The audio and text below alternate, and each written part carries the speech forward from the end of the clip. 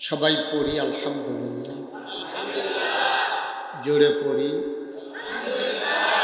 আরো জোরে। আল্লাহ তাবারক ওয়া তাআলার দরবারে আমরা লাখ কোটি শুকরিয়া জ্ঞাপন করছি, যিনি আমাদেরকে ঐতিহ্যবাহী ঐতিহ্যধন্য চাঁদপুর জেলাধীন চাঁদপুর সদরেরই একটি পার্শ্ববর্তী এলাকা, যে এলাকার নাম লক্ষ্মীপুর, ওয়াজিহিয়া হাফিজিয়া নুরানি মাদ্রাসা ও ইয়াতিমখানার উদ্যোগে 46তম বার্ষিক ওয়াজ ও দোয়ার মাহফিল উপলক্ষে আজ 15 নভেম্বর রোজ জুমাবার বরকতময় দিন শেষে অন্ধকারের চাদর যখন পৃথিবী ঢেকে দিয়েছে, জানান দিয়েছে রাত হয়ে গেছে, জেনে আমাদেরকে আজকের এই মাহফিলে ছুটির আমেজ নিয়ে ক্লান্ত পরিশ্রান্ত দেহ যখন আরাম চায়, পিঠ যখন বিছানা চায়, সব আরামকে হারাম করে দিয়ে সুজলা সুফলা সোনার বাংলাদেশের ঐতিহ্যধন্য এই চাঁদপুরের মাটি ও মানুষের সাথে যাদের সম্পর্ক, আমাদের সবাইকে যিনি আসার বসার কিছু কথা শোনার সুযোগ করে দিলেন। হৃদয়ের সবটুকুন আবেগ, উচ্ছ্বাস, ভালোবাসা, আকুতি কাকুতি মিনতি জমা করে মাবুদের শিখানো কালেমা দিয়ে চিৎকার করে সবাই পড়ি আলহামদুলিল্লাহ। জনাব সাহেবে সদর আজকের এই মাহফিলের সম্মানিত সভাপতি পীরজাদা আলহাজ হজরত মৌলানা আহমদ বিন ওয়াজিউল্লাহ পীর সাহেব, নানুপুর, চাঁদপুর। আজকের মাহফিলের প্রধান বক্তা, যিনি আমার পূর্বে গুরুত্বপূর্ণ আলোচনা করছিলেন, বিশিষ্ট আলেমে দ্বীন আলহাজ হজরত মৌলানা নাসার আহমদ সাহেব, প্রিন্সিপাল মান্দারি সিনিয়র মাদ্রাসা হাজীগঞ্জ। কথা বলেছেন আমার হৃদয়ের কাছের মানুষ, যিনি আমাকে এই এলাকায় প্রথম টেনে টেনে হাজির করে দিয়েছিলেন, আমার প্রিয় ভাই, বিশিষ্ট ইসলামী চিন্তাবিদ, মুফাসসির কোরআন আলহাজ হজরত মৌলানা ATM মুস্তফা হামিদি সাহেব, প্রিন্সিপাল চান্দ্রাবাজার নুরিয়া ফাজিল মাদ্রাসা।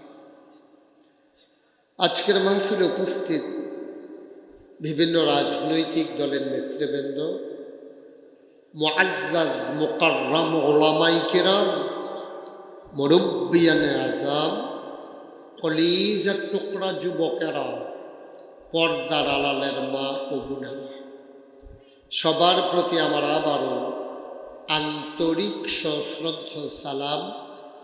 আসসালামু আলাইকুম ওয়া রাহমাতুল্লাহি ওয়া বারাকাতুহু।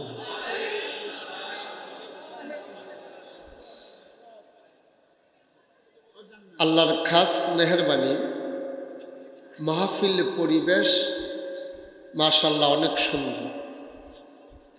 লাইটিং, মাইকিং, প্যান্ডেল সব কিছুই মনোমুগ্ধকর। এই মনোরম পরিবেশে, অনুকূল আবহাওয়ায় আল্লাহ আমাদেরকে কবুল করে নিয়েছেন। আমরা আবারও পড়ি আলহামদুলিল্লাহ। সামান্য একটু সমস্যা আছে মাহফিলে। আপনারা যারা উত্তর পার্শ্বে দাঁড়িয়েছেন সবাইকে বসতে হবে, একজন লোক দাঁড়াই থাকা যাবে না, সবাই বসে, ভালো করে বসেন, যে দ্রুত বসেন। যারা এই পাশে আছেন এই পাশটা খালি করা লাগবে, শুধু মাইকম্যান একজন ছাড়া বাকি সবাই সরেন। মাইকম্যানও 2 জন থাকা যাবে না, একজন। কথা বুঝেন নাই? এখান থেকে সরাই দেন সবাইকে। হ্যাঁ, অনেক জায়গা আছে, পেছনেও জায়গা আছে, বসে যেতে হবে। কথা শুনতে গেলে একটু মনোযোগ নিয়ে বসতে হবে, খালি হয় নাই না। আপনি কি করতেছেন এখানে? উনি মনে করছে আমার সালাম দিলে আমি কোনো থাক, উনি দাঁড়াই থাকবে। বসেন। কারবার এই তো হুজুরকে খুঁজতেছিলাম, মাহফিলটা কেমন জানি কাটতে আছে। এখন মাশাআল্লাহ সুযোগ হয়ে গেছে। হুজুরকে একটা চেয়ার দেওয়া গেল না? হ্যাঁ, চেয়ারে সমস্যা হয়। উনি নিচে বসে থাকলে আমি কেমন দেখা যায়, এটা ভিডিও হইতেছে, দূরের মানুষ আমাকে কি বলবেন, নাকি একটা চেয়ার।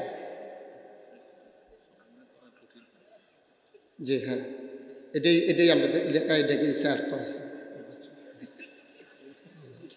হ্যাঁ, ইমাম সাহেব হুজুর নিচে বসতে মোটেও সুন্দর না। হ্যাঁ, অসুবিধা নেই,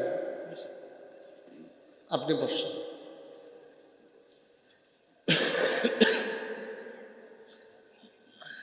সবাই পড়েন আলহামদুলিল্লাহ।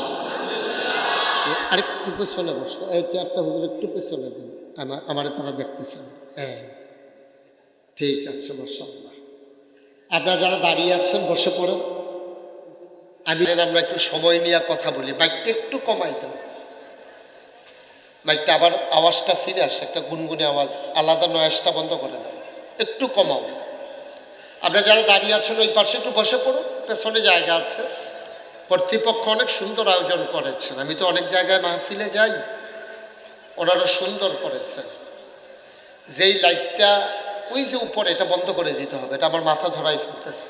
কে আছেন লাইটম্যান?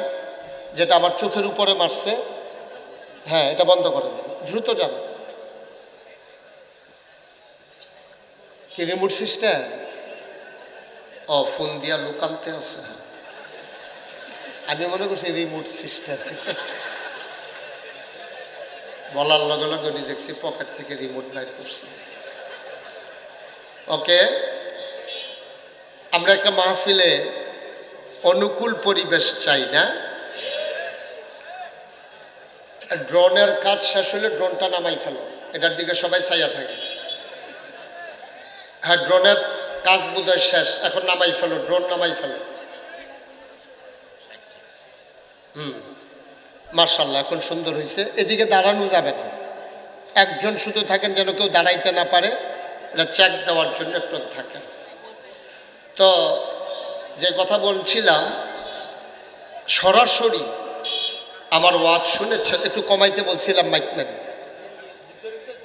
সরাসরি আমার ওয়াজ, আহা ও তো বাড়াই দিছি, দেখি কমাইতে বলছি, মায়ের শুনেই না, বাড়ানি কমানি বুঝো না।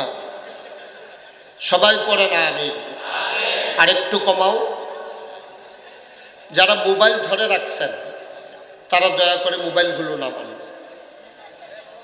আমার ওয়াজ তো সবাই ইউটিউবে, বেশিরভাগ মানুষ ইউটিউবেই দেখছেন না? ইউটিউবে আমার ওয়াজ শুনছেন দেখি কে কে? মাশাআল্লাহ, আমি ছাড়া সবাই, আমি আর মুস্তফা আল হামিদি ভাই বাকি আছি, আর সবাই শুনছে, হাত নামান। তো ইউটিউবে দেখতে দেখতে আর যেন ইউটিউবে দেখা না লাগে, এজন্যই তো আপনারা আমাকে এনেছেন। তা আনার পরে যদি আবার ইউটিউবের দিকেই চাইয়া থাকে, তো এলার আমার বাইর করছেন কীর্তে? কথা বুঝেন নাই? এই যে আপনি বুঝেন নাই কথা, একটা মোবাইলও যেন আমার নজরে না পড়ে। নামান, ইউটিউবে অনেক ওয়াজ আছে, আপনি কয়টা শুনবেন? আপনি বুঝেন নাই, এতবার বলা লাগলে ভাল লাগে। আর উনি মনে করছে আমি ধমক দিতে পারি না, আমি যে পারি না উনি জানেন না। এতবার বলা লাগবে না, 3 বার বলার পরে আপনি বন্ধ করলেন, কেমন হইল জিনিসটা? পড়েন আলহামদুলিল্লাহ, বলেন সুবহানাল্লাহ, আল্লাহু আকবার। শুকরিয়া আদায় করলাম কার? করব কার? করে যাব কার? লস না লাভ? কম না বেশি? প্রমাণ আছে নাকি নাই? আমার আল্লাহ রাব্বুল আলামিন কোরআনুল কারীমের কত সুন্দর করে ওয়াজ করে দিলেন। আল্লাহ বলেন, লা ইন শাকারতুম লা আযীদান্নাকুম। ও দুনিয়ার মানুষ, নিয়ামত পেয়ে যদি শুকরিয়া আদায় করবে, যেই নিয়ামত পেয়ে শুকরিয়া আদায় করবে, শুকরিয়া আদায়ের কারণে ওই নিয়ামত আমার আল্লাহ আরো বহুত গুণে বাড়িয়ে দেবেন। বলেন সুবহানাল্লাহ। আমার আল্লাহ যা বলেন তা করেন নাকি করেন না? কম কম না বেশি বেশি? প্রমাণ আছে নাকি নাই? কোরআনুল কারীমে 30 পারায় সূরা বুরুজের শেষ অংশে আল্লাহ কত সুন্দর করে ওয়াজ করে দিলেন। আল্লাহ বলেন, ফাআলুল লিমা ইউরিদ। আমার আল্লাহ এমন আল্লাহ, তার যা মন চায় ওই কাজটাকে আমার আল্লাহ বেশি বেশি করে দেন। বলেন সুবহানাল্লাহ। আল্লাহ দুনিয়ার মানুষের মতো না। দুনিয়ার মানুষ বলে একটা করে আরেকটা, ঠিক কিনা? দুনিয়ার মানুষ অসুখে পড়লে একরকম, ভালো হয়ে গেলে আরেক রকম। দুনিয়া, ঠিক আছে, ওকে ফাইন। দুনিয়ার মানুষ রাতের আধারে একরকম, দিনের আলোতে আরেক রকম। দুনিয়ার মানুষ মাহফিলে আসলে একরকম, যাত্রার প্যান্ডেলে গেলে আরেক রকম। দুনিয়ার মানুষ নির্বাচনে দাঁড়াইলে একরকম, পাশ করার পরে আরেক রকম, ঠিক কিনা? একটু বেশি ঠিক না? কমন পড়ে গেছে। দুনিয়ার মানুষ বলে একটা, কয়েকদিন ধরে বলল পালাই না পালাই না, 12টার পরে আর খুঁজেই পাওয়া গেল না, ঠিক কিনা? দেখছেন কথায় কাছে কোনো মিল নেই। আমার দেশের মানুষ যা বলে তা করে না, যা করে তা বলে না, ঠিক কিনা? কথা বড় সুন্দর, কাজ বড় সুন্দর। একবার কোনো মতে ক্ষমতায় যাইতে পারলে আর ভোট লাগে না, ঠিক কিনা? একবার যদি কোনো মতে যাওয়া যায় তাহলে সারছে কারবার শেষ। আমি তুমি দামি, আমরা আমরা তোমরা তোমরা, মিলঝিল কইরা। আহারে মানুষ, আহারে মানুষ। এই জন্য কিন্তু আল্লাহ মানুষ বানায় না। আপনি একটু বেশি কথা বলতেছে, একবারে চুপ। আপনি এদিকে ঘুরে বসেন আমার দিকে, মোবাইলটাও বন্ধ করে দিতে হবে, আর কথা বলা যাবে না, নড়াচড়া করা যাবে না। এটাতে আমি বিরক্ত হই। খুব খেয়াল করে শুনেন বন্ধুরা আমার, ভাইরা আমার। দুনিয়ার মানুষ বলে একটা করে আরেকটা। আমার আল্লাহ নিজেই নিজের পরিচয় তুলে ধরেছেন। আল্লাহ বলেন, ইন্নাকা লা তুখলিফুল মিআদ। আমার আল্লাহ এমন আল্লাহ, তিনি যা ওয়াদা করেন, ওয়াদার খেলাফ করা আমার আল্লাহর জন্য শোভা পায় না। বলেন সুবহানাল্লাহ। এই আল্লাহ আছেন নাকি নাই? ছিলেন নাকি ছিলেন না? থাকবেন নাকি থাকবেন না? আমার এই আল্লাহ কয়জন? জোরে কন, আর জোরে, মধুর সুরে, সবাই মিলে।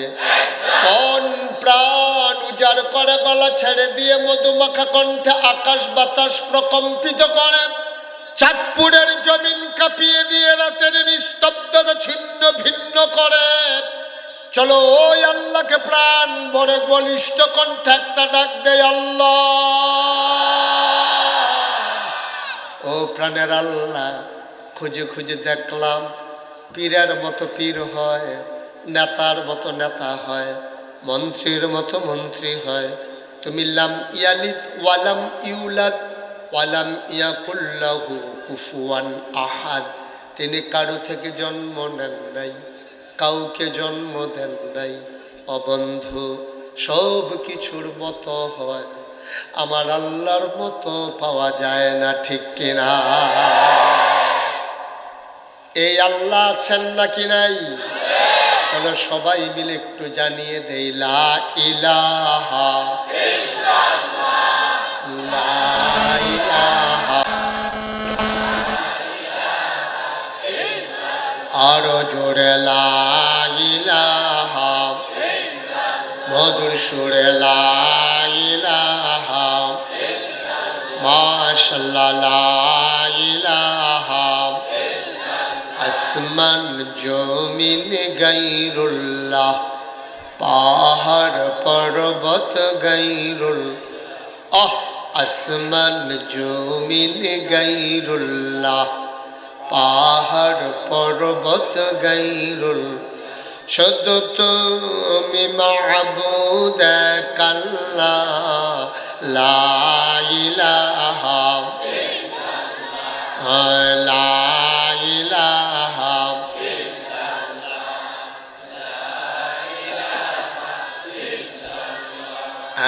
লা ইলাহা লা মাবুদা ইল্লাল্লাহ, লা মাশুকা লা মওজুদা লা মকসুদা, জোরে জোরে লা ইলাহা, আর জোরে লা ইলাহা, মধুর সুরে লা ইলাহা, মাশাআল্লাহ লা ইলাহা ইলাহা ইল্লাল্লাহ মুহাম্মাদুর রাসূল সাল্লাল্লাহু আলাইহি ওয়াসাল্লাম। বন্ধুরা আমার, ভাইরা আমার, আমার আল্লাহ রাব্বুল আলামিন দুনিয়ার ভিতরে মানুষ করে পাঠানোর পরে আমাদের কেমনে এমনে ছেড়ে দেন নাই।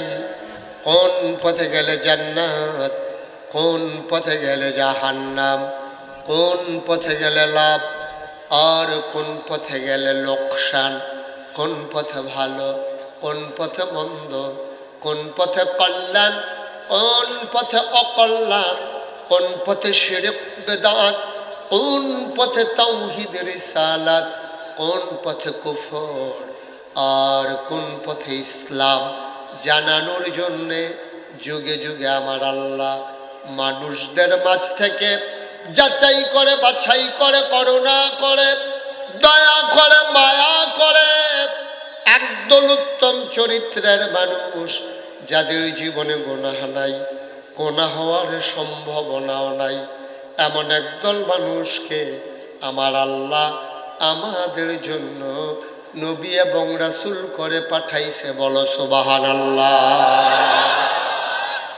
অসংখ্য নবী এবং রাসূল আল্লাহ পাঠিয়েছেন, 1,24,000 বলো আর 2,24,000 বলো, সকল নবীদেরকে এক একটা অনন্য বৈশিষ্ট্য, স্পেশাল কোয়ালিটি, শরীয়তের ভাষায় যাকে বলে মুআজিজা, আল্লাহ তাবারক ওয়া তাআলা দান করেছেন।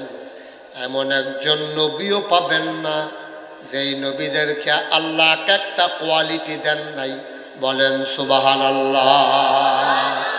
একেবারে আদম থেকে ঈসা সব নবীকে আল্লাহ একটা নিয়ামত দিয়েছেন। আদমু সফিউল্লাহ, আবার বলা হয় আদম আবুল বাশার, আদম হইল মানুষের আব্বা।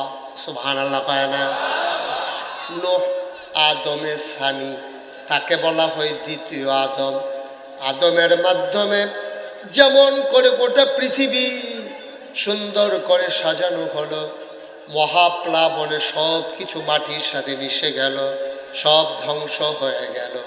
নূহ আলাইহিস সালামের জামানার প্লাবনে সব যখন ধ্বংস হয়ে গেল, নূহ নবীর মাধ্যমে আবার সব কিছু আবাদ হলো। এই জন্য ওনাকে বলা হয় আদমের সানি। ইব্রাহিম খলিলুল্লাহ, ইসমাইল জবিউল্লাহ, মূসা কালিমুল্লাহ, ঈসা রূহুল্লাহ। সুলাইমান নবীর দিলেন রাজত্ব, দাউদ নবীর দিলেন সুন্দর কণ্ঠ, ইউসুফ নবীর দিলেন সুন্দর চেহারা। এবার স্বাভাবিকভাবে প্রশ্ন জাগে, আমার নবীরে আল্লাহ কি দিল? ঠিক কিনা? জানতে মন চায় নাকি চায় না? মুসলমান মন দিয়ে শোনো, সাহাবিন তাবিন তাবে তাবিন, উম্মাহাতুল মুমিনিন, আইম্মে মুজতাহিদিন, আইম্মে শরীয়ত, আইম্মে তরিকত, সালফি সালিহিন, উলামায়ে মুতাকাদ্দিমিন মুতাআখিরিন, মুফাসসিরিনে কোরআন, মুহাদ্দিসিনে আজম, মুফতিয়ানে আজম, সবাই মিলে কয় 1,24,000 বলো আর 2,24,000 বলো, সকল নবী এবং রাসূল মিলে যা আমার নবীজি একাইতা। ইউসুফ নবীর সৌন্দর্য আমার নবীর মাঝে আছে নাকি নাই? দাউদ নবীর সুন্দর কণ্ঠ আমার নবীর মাঝে আছে নাকি নাই? সবাই মিলে যা আমার নবীজি একাইতা। ও মুসলমান মন দিয়ে শোনো, তারপরও আল্লাহ তাবারক ওয়া তাআলা নবীর জন্য 3টা উপাধি নির্ধারণ করে দিয়েছেন। তিনি ইমামুল মুরসালিন, তিনি খাতামান নবিয়্যিন, তিনি রাহমাতুল লিল আলামিন। বলো সুবহানাল্লাহ।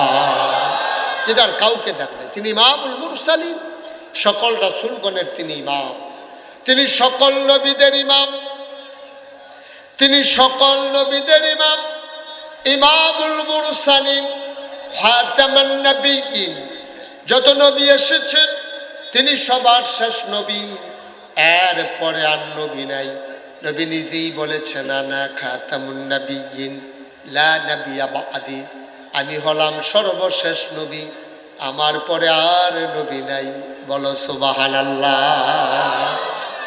এই নবীর পরে আর নবী আছে? কেউ যদি মনে করে এই নবীর পরে নবী আছে, মুসলমান না কাফের? আমরা বিশ্বাস করি এই নবীর পরে আর নবী নাই, তিনি শেষ নবী। সুবহানাল্লাহ বলবেন না? বন্ধুরা আমার, ভাইরা আমার, তিনি যে শেষ নবী আরো প্রমাণ আছে। ইন্তেকালের 81 দিন আগে আল্লাহ নবী আরাফার ময়দানে জাবালে রহমত পাহাড়ের কিনারে তিনি বসে আছেন উটের পিঠে। গোধূলি লগ্ন পরন্ত বিকেল, সূর্য ডুবু ডুবু প্রায়, সূর্যের সোনালি রোদ্দুকণ আমার নবীর চেহারা মুবারকে পড়েছে। মুসলমান, আমার নবী এমনি সুন্দর। ওই সূর্যের বিকেলের সোনালি রোদ নবীর চেহারা মুবারকে যখন পড়েছে, তার কপালের ভিতরে মুক্তার দানার মতো ঘাম জমে গেছে। মনে হলো যেন সোনার মাঝে সোহাগা। নবী বসেছিলেন উটের পিঠে। কাছের সাহাবারা দেখলো কপালে ঘাম, চোখ তার বড় বড়, গাল তার লাল। আস্তে করে উটটা বসে পড়লো মাটির উপরে। সবাই অবাক বিস্ময়ে তাকিয়ে দেখলো, এতক্ষণ উট দাঁড়িয়ে রইল, উট কেন এখন বসে পড়ল? এটা হচ্ছে ওয়াহী নাযিলের লক্ষণ। আল্লাহ কোরআনুল কারীমে কয়, লাউ আনসালনা হাযাল কুরআন আলা জাবালিল লারাইতাহু খাশিআম মুতাসাদ্দিআম মিন খাশিয়াতিল্লাহ। ওয়াহিরামন পাওয়ার, ওয়াহিরামন লোড, ওয়াহিরামন ওজন সইতে পারে না উট। দাঁড়ানো উট আস্তে করে বসে পড়ল। ও মুসলমান, দাঁড়ানো উটটা বসে পড়ল, আবার নবী উঠে দাঁড়ালেন। সেই দিন ওই মাঠের ভিতরে লোক সংখ্যা ছিল 1,24,000। অন্য বর্ণনায় এসেছে 1,25,000। বলেন সুবহানাল্লাহ। মাঠের ভিতরে 1,25,000 মানুষ। আমার নবী উঠে দাঁড়ালেন, মুচকি হাসলেন, সবাইকে ডাকলেন। সাহাবায়ে কেরাম কয়, নবী যখন ডেকেছেন তখন সামনের মানুষটা যেমন শুনেছে পেছনের মানুষটা হুবহু একরকম শুনেছে। সুবহানাল্লাহ বলবেন। ইকুটা বন্ধ করে দাও, ইকুটা বন্ধ করে দাও। একরকম শুনেছে মানুষ। এটা কেমন করে সম্ভব? কোনো সাউন্ড সিস্টেম নাই, কোনো মাইকের ব্যবস্থা নাই। নবী ডাকলেন, সবাই শুনলেন। সেদিন নবী ডেকে কি বলেছিলেন? চলো কোরআনে ঢুকি। কোরআনে ঢোকার আগে মারদুদ শয়তান থেকে ফানা চাই। যিনি রহমান, যিনি রহিম, তার নামে চলো শুরু করি, সবাই পড়ি। আউযু বিল্লাহি মিনাশ শাইতানির রাজিম। বিসমিল্লাহির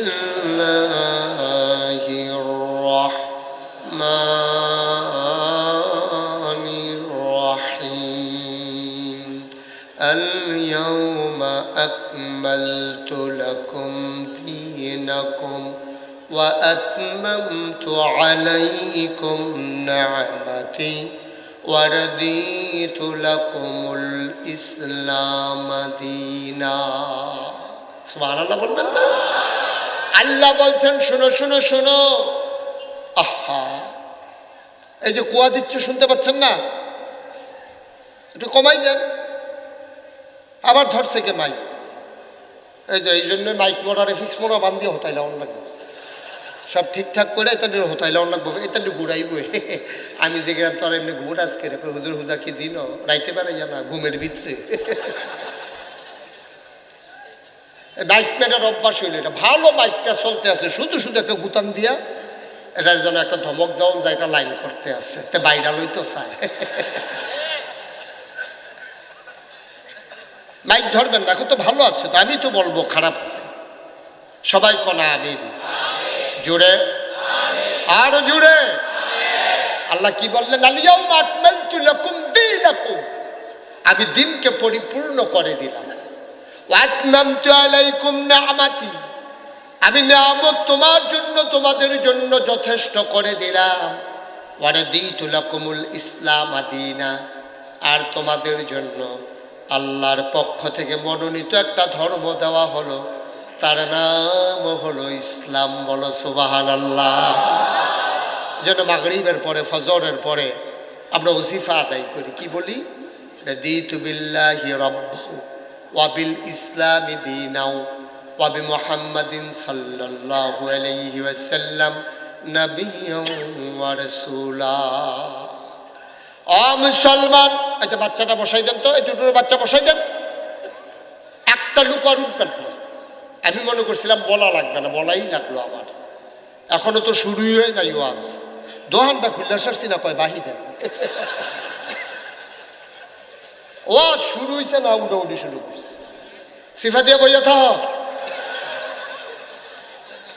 নড়াচড়ার চিন্তাও করবেন না কেউ। ওয়াজ শেষ পর্যন্ত একেবারে খরগোশের মতো কান খাড়া করে, মাছের মতো নিষ্পলক নয়নে আমরা কথা শুনবো ইনশাআল্লাহ। আল্লাহ যেন কবুল করে, সবাই পড়ি আমিন। আপনারা মনে করছেন ঘন্টা দুয়েক পরে আমি সাইডা দিতে আসি নাকি? অনেক দেরি হইব, সাংঘাতিক দেরি হইব। এমন আছে ফজরের আজানও দিতে পারে। ওনার নাইয়া বেড়াইয়া সিফা দিয়া লাইছে, কই ঘরের থেকে কই আইলাম না, তারানি টেনশন করে। টেনশন করতো না, বইয়া থাকে না। আমিন কর। তাইলে কি দাঁড়ানো আজান? যেহেতু দিন পরিপূর্ণ, কথা শুনতে হবে মন দিয়া। দিন কি অপূর্ণ না পরিপূর্ণ? পরিপূর্ণ কারে কয়? এই যে বোতলটা, এটা কি পরিপূর্ণ না কম আছে? Okay fine. তাহলে পরিপূর্ণ কারে কয়? একবারে সমান সমান। মুখটা খুলে আমি যদি একটু খেয়ে ফেলি কমে যাবে, আমি যদি এক কুশ দেই তাইলে বাইরে দিয়ে পড়ে যাবে, এটা কয় পরিপূর্ণ। কথা বুঝতে পেরেছেন? তাহলে পরিপূর্ণ মানে হইল কমও না বেশি, একবারে সমান সমান। খাওয়াও যাবে না, দেওয়াও যাবে না, এটা কয় পরিপূর্ণ। এখন আমি যখন মাহফিল এখানে আসলাম, আমার এই পরিপূর্ণ ইসলামটা আজকে বাংলাদেশে কি হয়েছে জানেন? শুধু বাংলাদেশে না, গোটা বিশ্বে আজকে ইসলাম পরিবর্তিত রূপে আমরা পেয়েছি। আমরা মৌলিক ইসলামকে পাই নাই, ফান্ডামেন্টাল যে ইসলামটা, এটা আমরা পাই নাই। কারণ ইসলাম ছিল পরিপূর্ণ। আলিয়াউমা আকমালতু লাকুম দীনাকুম, এটা মুশতাক ফৈজির কথা না, এটা স্বয়ং আল্লাহর কথা। দিনও পূর্ণ না পরিপূর্ণ? কম আছে না সমান সমান আছে? বেশি আছে না সমান সমান আছে? সমান। সবাই কথা বলতে হবে। দিন সমান সমান পরিপূর্ণ। ১,৫০০ বছর আগে আল্লাহ পরিপূর্ণ দিন দিয়েছেন। সুবহানাল্লাহ বলবেন না? আমি আসার পরে মনে করেন মুস্তফা হামিদি ভাইকে আমি বললাম যে ভাই আমার এক গ্লাস পানি দেন। মনে করেন ওনার বাসা মসজিদের পার্শ্বে, ওনার বাসা তো দূরে, ওনার বাসা মনে করেন মসজিদের পার্শ্বে। উনি আমার জন্য পানি আনতে গেছে ঘরে। যাওয়ার পরে ওনার ওয়াইফ, কি আইফ কথা করে, কি আইফ, ওনার ওয়াইফ যখন উনি পানি ঢালতেছে গ্লাসে, তো ওনার ওয়াইফ দৌড়ে এসে বলতেছে পানি নেন কার জন্য?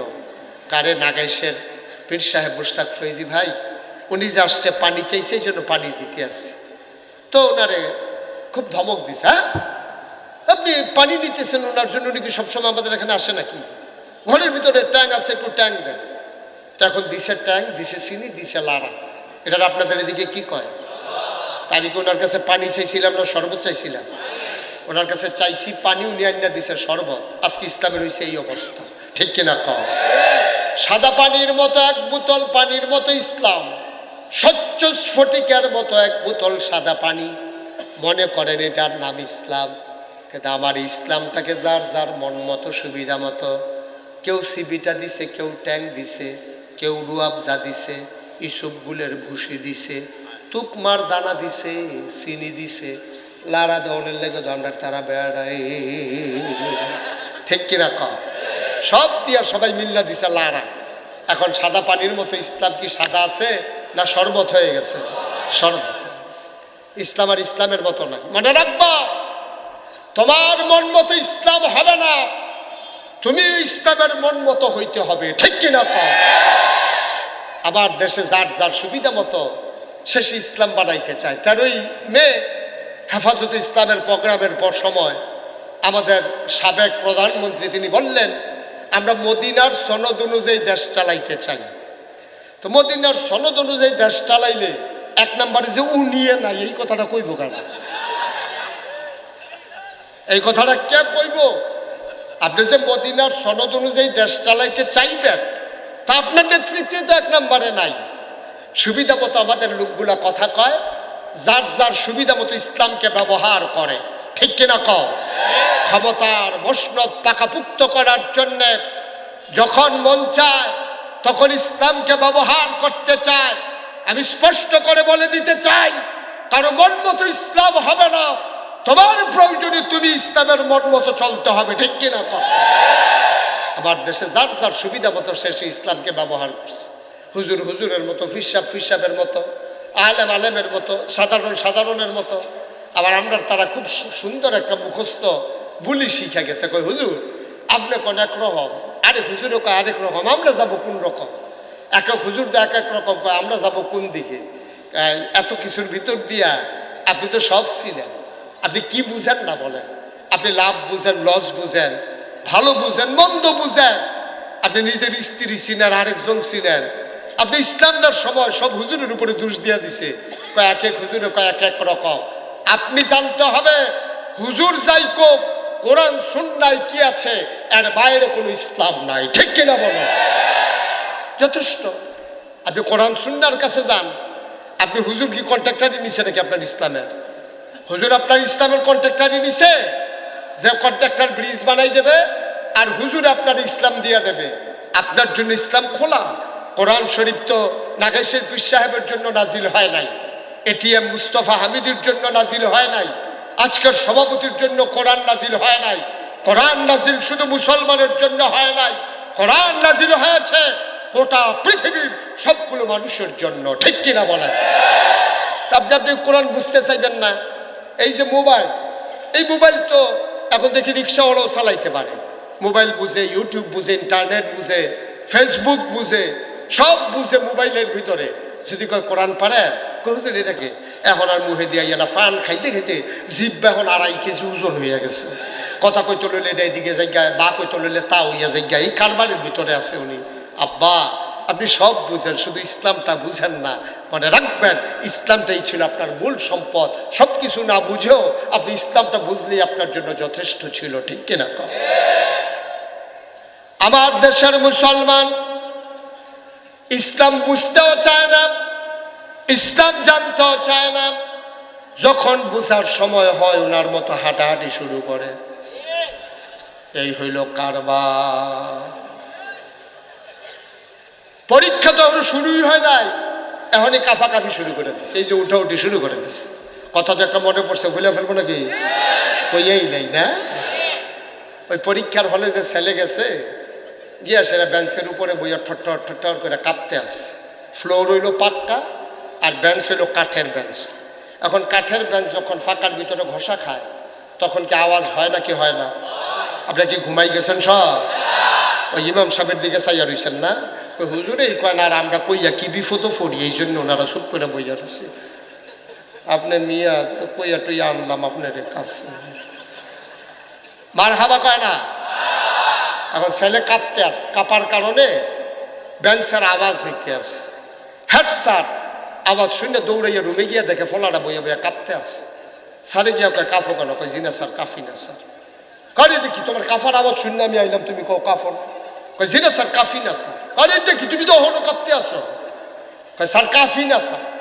হ্যাঁ, কাফা থামানোর জন্য সামনের বেঞ্চের ভিতরে হাত দিয়া বসে। এখন বসারটাও কাফে, দরারটাও কাফে। স্যার কয় এটা কি তুমি কি শুরু করছো? কয় স্যার কাফার কি দেখছেন? কাফা তো শুরুই করছি না হবে। কয় কাফা শুরু হইব কোন সময়? কয় প্রশ্নটা এত দিলে না, দেখবেন কাফা কারে কয়। এখনো তো প্রশ্ন হাতেই দিই নেই, উঠাউঠির কোনো সুযোগ নেই, কাফাকাফি বন্ধ। সবাই কনা আমি বন্ধুরা আমার, ভাইরা আমার, তাইলে ১৫০০ বছর আগে যে ইসলাম এসেছে কমানো যাবে না, বাড়ানো যাবে না।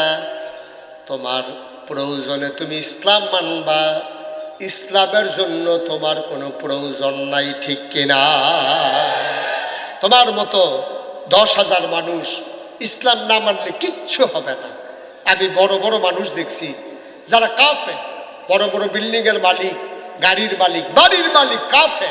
কই সূর্য তো একদিনও দেরিতে উঠে নাই, একদিনও তো চতুর্দশী পূর্ণিমার চাঁদ আকাশে হাসা বন্ধ হয় নাই। তোমার প্রয়োজনে তুমি ইসলাম মানবা, তবে মনে রাখবা প্রয়োজনে আপনি কম করেন কিন্তু সঠিকটা করেন। ভালো জিনিস খাইয়েন, প্রয়োজনে কম খাইয়েন, ঠিক কিনা কম? আমাদের দেশে ভেজাল দিয়ে পেট ভরে লাভ কি? আমরা ভেজাল দিয়ে পেট ভরে ফেলতে চাই।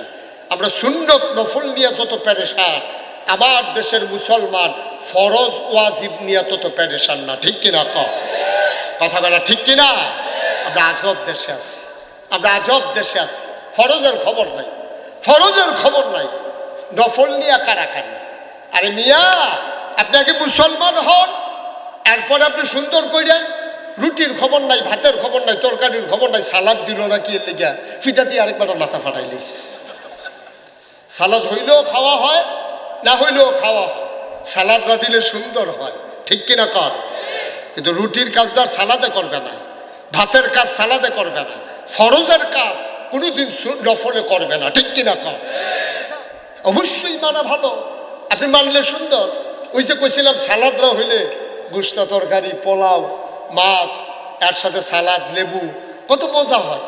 অবশ্যই মজা হয়, কিন্তু আপনি ফরজ ঠিক রেখা তারপরে আপনি নফলে যাইয়েন। নফল নিয়ে কারাকারি করে ফরজ থেকে দূরে সরে যাইয়েন না। এটাই হচ্ছে আমাদের আজকে সমস্যা, এটাই আজকে বড় সমস্যা। ওই নোয়াখালীর হুজুর যে ওয়াজ করতে আইছে, হুজুর আবার খুব সিহন ওয়াজ পারে। হুজুর এমন কথা কয়, মানুষের করে মন্ত্রমুগ্ধের মতো শুনতে আসে। এক মুরব্বী চিন্তা করলো, এই হুজুরের মতো জ্ঞানী হুজুর এই এলাকায় বোধহয় আর নাই, যা জানার জানা রাখি হুজুর থেকে। তো উনি দাঁড়াইয়া কয়, হুজুর একটা জানার বিষয় ছিল। কয় বলেন কি বিষয়? কয় হুজুর আপনি তো খুব সুন্দর করে বুঝাইলেন ফরজ আর সুন্নত, তো কয়টা নফল মিলাইলে কেমনি কি হয়, ফরজ হয়, এটা যদি একটু কইয়া দিতেন যে কয়টা নফল আমরা একসাথে করতে পারলে মোটামুটি একটা ফরজের কাছাকাছি যাইতে পারবো, তাইলে হুজুর সুবিধা ছিল। হুজুর চিন্তা করে কয়, জীবনে অনেক ওয়াজ করলাম, এইরকম প্রশ্ন তো কেউ করছে না, কয়টা নফল মিলাইলে একটা ফরজ, এটা কেমনি কমো আমি? হুজুর চুপ করে থাকে। হুজুর তো বিচক্ষণ মানুষ, হুজুর কইতে আছে, কয়টা নফল মিলাইলে একটা ফরজ হয় না? কয় জি হুজুর, এই জানতে চাইছিলাম। কয় যতটা সুপারি গাছ মিলাইলে একটা নারিকেল গাছ হয়।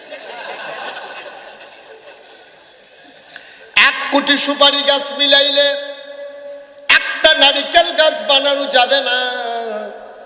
সারা জীবনের নফল মিলাইলে তুমি ফরজ একটা সাজদার সমান বানাইতে পারবা না, ঠিক কিনা? মুসলমান, একেবারে সহজ করে বুঝো, যাকাত দেওয়া ফরজ, কিন্তু গরিব মিসকিনকে দান করা ফরজ না। মসজিদে টাকা দেওয়া তোমার উপরে ফরজ না।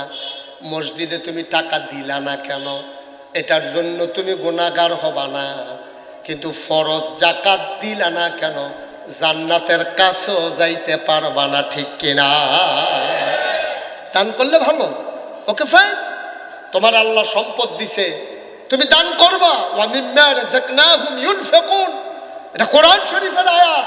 তোমাকে যে রিজিক দেওয়া হয়েছে, এখান থেকে তুমি কিছু কিছু দান করবা। খালি নিজে খাইবে আর খবর নাই।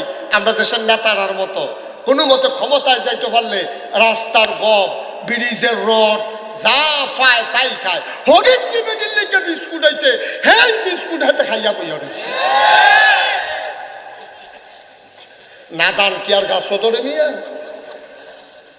আমি তো কইতে এমনি মোটা হইতাছে গেরে। কারণ হগিন্ডি পেডির লেগেছে বিদেশের তারা বিস্কুট বানাইছে, এটার ভিতরে সব ভিটামিন টিটামিন দিয়া বানাইছে। তো যেন এই বিটি তো আর ফল খাইতো না, খাইতো ভিটামিন ট্যাবলেট খাইতো না, এর লেগে বিস্কুটের ভিতরে সব দিয়া দিছে 1 A to Z, একেবারে একের ভিতরে সব দিয়া তারপরে বিস্কুট বানাইয়া ফাড়াইছে। এই বিস্কুট তো ধনী মানুষের লেগে ফাড়াইছে না, যারা খাইতে পায় না, ভিটামিন পায় না, ফল পায় না, চিকিৎসা করাইতে পারে না, তাদের লেগে বিস্কুট ফাটাইছে। হাতে শখে শখে এই বিস্কুট খাইয়া বইছে। তো বিস্কুটও খায়, ফলও খায়, বিস্কুটও খায়, ভিটামিনও খায়, দুইটা মিললা তো এখন এরকম বলতে শুনে গেছে। একটু চিন্তা করবেন না আব্বা, একটু চিন্তা করবেন না? মন যা চায় তাই করবেন, যা পান তাই খাইবেন।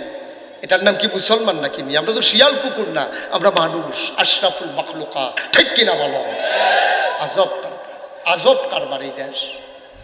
মন দিয়ে শোনো, ১৫০০ বছর আগে নবী যখন আসলেন, 40 বছর বয়সে যখন তিনি উপনীত হলেন, তিনি চলে গেলেন হেরা গুহায়। তখনও 40 ছুঁই ছুঁই, 40 পরিপূর্ণ হয় নাই।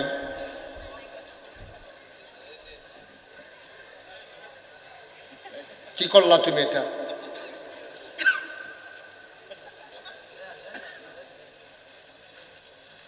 চল্লিশ পরিপূর্ণ হয় নাই। তিনি হারা গুহায় ধ্যানমগ্ন। তিনি ভাবতেছিলেন কেমন করে মানুষগুলোকে অন্ধকার থেকে আলোতে নিয়ে আসা যায়, গোমরাহি থেকে হেদায়েতে নিয়ে আসা যায়, কুফর থেকে কেমন করে ইসলামে নিয়ে আসা যায়। আল্লাহর ফেরেশতা জিবরাইল হারা গুহায় আসলেন, নবীকে সালাম দিলেন, আসসালাতু ওয়াসসালামু আলাইকা ইয়া রাসূলুল্লাহ,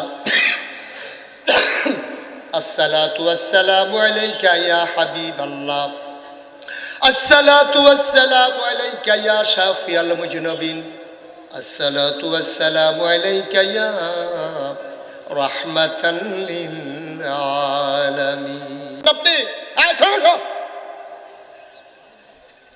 আপনার 5 থেকে উঠে আসলে আপনি কি করলেন? সমস্যাই হচ্ছে এটা বাংলাদেশ। খারাপ মানুষ কিন্তু বেশি না, খারাপ মানুষ কম, কিন্তু খারাপকে যখন খারাপ করতে দেওয়া হয় তখন মনে হয় সবাই খারাপ। এই জন্যই তো কোনো দেশে একটা সরকার বদলের পরে আপনি পৃথিবীর ইতিহাস প্রতিষ্ঠা লগ্ন থেকে শুরু করে 2024 সাল যখন বলা হচ্ছে গোটা পৃথিবী গ্লোবাল ভিলেজ কম্পিউটারাইজ, তখন এমন ইতিহাস পাওয়া যায় নাই একটা সরকারের পতনের পরে 330 জন এই সংসদ সদস্য, আমলা কামলা, সচিব, র্যাব, গোয়েন্দা, ঊর্ধ্বতন কর্তৃপক্ষ সবাই একটা দিনে পালাই গেছে, এমন কোন ইতিহাস পৃথিবীতে নাই, ঠিক কিনা? ডাকে নাই তো, এতদিন ইচ্ছা মতো চলতে দিছে। এখন যখন দেখাচ্ছে, খেয়াল করে দেখছে, সবকিছু তো চিন্তা করার না। একটা মানুষ কোনো একটা স্লোগানও দেয় নাই যে দফা এক দাবি এক, যে এই দেশ ত্যাগ দেশ ত্যাগ, এরকম মিছিল আপনারা শুনছেন? বলছে যে দফা এক দাবি এক, পদত্যাগ পদত্যাগ, সবাই পদত্যাগ চাইছে, ছাত্ররা চাইছে, ওলামায়ে কেরাম চাইছে, রাজনৈতিক নেতৃবৃন্দ চাইছে যে পদত্যাগ। আল্লাহ কয় না, এমন পাপ হইছে পদত্যাগে চলবে না, দেশ ত্যাগ। ঠিক কিনা কয়? পদত্যাগে হবে না, দেশ ত্যাগ। এই দেশে থাকার অধিকার নাই। যাদের জীবন নিয়ে ছিনিমিনি খেলা হয়, আমাদের টাকায় কেনা গরিব, আমার ছেলের বুকে যখন মারা হয়, তাদের এই দেশে থাকার অধিকার নাই। ঠিক কিনা বলে?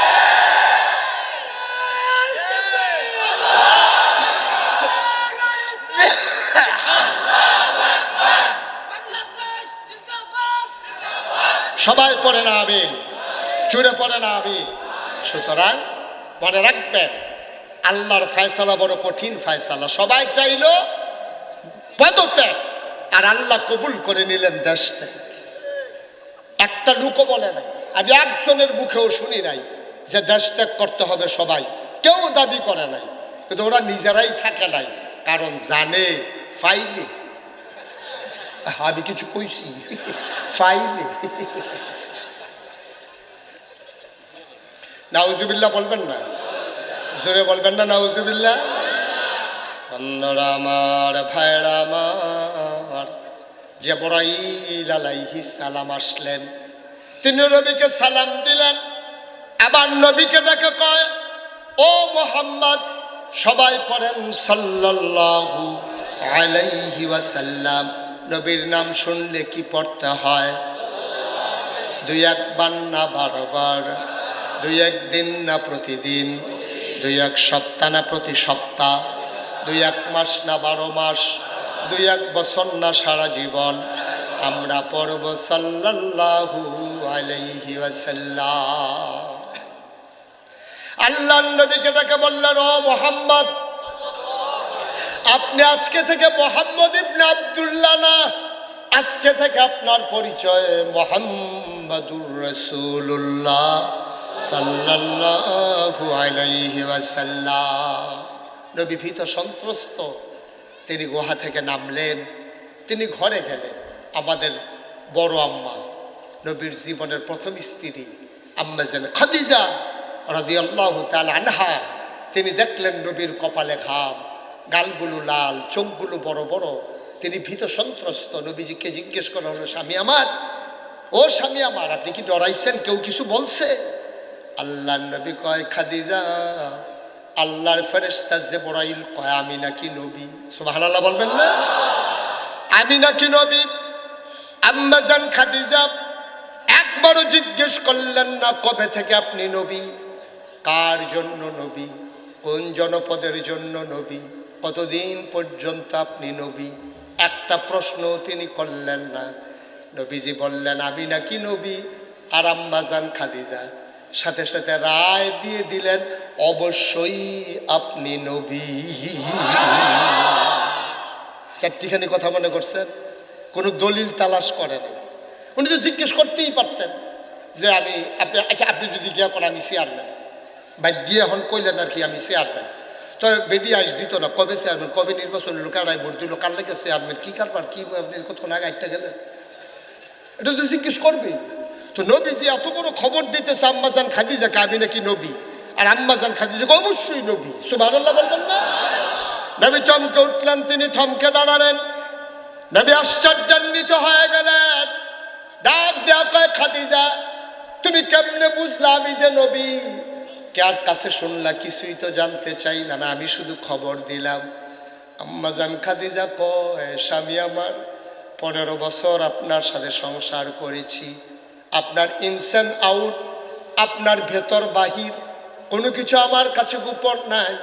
আপনি কেমন করে ঘুমান, কেমন করে ঘুম থেকে জাগেন, স্ত্রীর সাথে কি ব্যবহার করেন, প্রতিবেশীর সাথে সম্পর্কটা আপনার কেমন, মানুষের সাথে মানুষের সম্পর্ক কেমন, আপনি সব আমাদেরকে আমি খেয়াল করে দেখেছি, কাছ থেকে দেখেছি। দেখে শুনে বুঝে আমি রায় দিয়ে দিলাম আপনি অবশ্যই নবী। দেখা না না দেখা, বুঝা না না বুঝা, চল্লা না না চল্লা, দেখা শূন্য চল্লা বুঝা আপনি নবী। আজকে এই মাহফিলের পরে খুব খেয়াল করেন, শিখন কথা, এই মাহফিলের পর আপনি বাড়িতে যাবেন, গিয়া সেটা কইবেন নাগাই শরীফ সাহেব হুজুরে কইছে অলি অলি অলি, হ্যাঁ বিড়িয়ে কইব বালিশটা লইয়া বারান্দার যান অলি, বিড়ির গন্ধ লগেতে আটন যায় না অলি। আপনারা তো আপনার ওয়াইফে অলিয়ে মানে না, ঠিক কিনা কও? আপনার বিবি আপনাকে অলি মানে না, মানবে কেমনে? খাচ্ছত খারাপ, গরুর লোকে না ফেরাই বিড়িটা ধরে লাইছেন, আছে নাকি নাই? খুব কম মানুষ আছে। এই প্যান্ডেলটার ভিতরে অনেক মানুষ খুঁজে পাওয়া যাবে যারা কথায় কথায় বিবির গায়ে হাত উঠায়, ঠিক কিনা? তা আপনার এই বিডি অলি করবো কেমনে?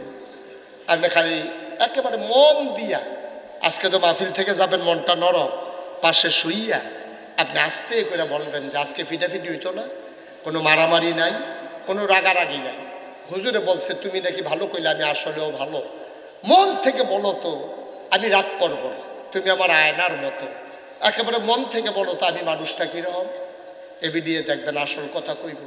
খারাপ আসলেন না তো রইদের তাইয়া দেখা দিচ্ছে, তুই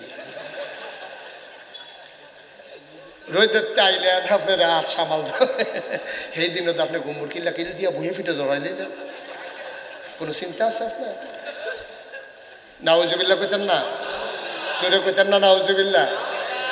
নবীর স্ত্রী কয় বছর সংসার করছে? কথা কয় না, কয় বছর?